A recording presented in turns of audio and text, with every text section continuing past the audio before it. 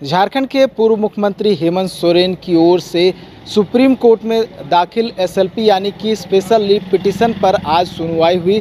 बता दूं कि जस्टिस दीपांकर दत्ता और जस्टिस सतीश चंद्र शर्मा की अदालत में मामले की सुनवाई हुई, जहां हेमंत सोरेन की ओर से वरिष्ठ अधिवक्ता कपिल सिब्बल ने पक्ष रखा।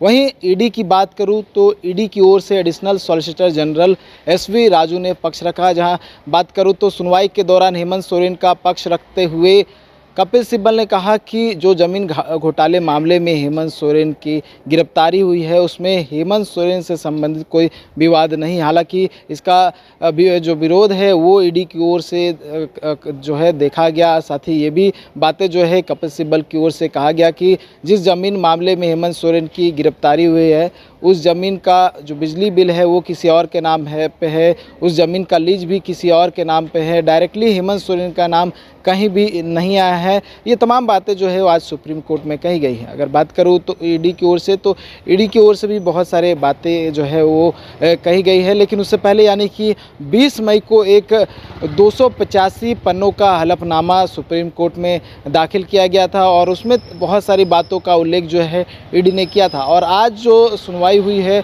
उसमें बहुत सारी बातों का जो जिक्र है वो सुप्रीम कोर्ट में जो ईडी के अधिवक्ता है और एडिशनल सॉलिसिटर जनरल है एसवी राजू, उन्होंने कहा है। जो बातें हैं वो कुछ जो है बताता हूँ। आज जो सुनवाई हुई है सुप्रीम कोर्ट में जो एसवी राजू ने बातें कही हैं उसमें ये बातें का जिक्र जो है वो किया गया है कि जो दिल्ली के मुख्यमंत्री हैं अरविंद केजरीवाल, कहीं ना कहीं उन्हें जो जमानत मिली है उसको हेमंत सोरेन ने भी आधार बनाया है। हालांकि आज जब सुनवाई हुई तो एसवी राजू ने इसका विरोध किया और ये कहा कि उसको हेमंत सोरेन आधार नहीं बना सकते हैं, दोनों मामलों में तथ्य अलग हैं, इसलिए इसको आधार नहीं बनाया जाना चाहिए। तो ये बातें जो है एसवी राजू की ओर से कही गई है। साथ ही ये भी कहा गया है कि जो पहले चार्जशीट दाखिल हो चुका है जो 30 मार्च को, इस मामले में ईडी ने चार्जशीट दाखिल कर दिया है पीएमएलए कोर्ट में। इस मामले में कोर्ट में भी संज्ञान लिया जा चुका है और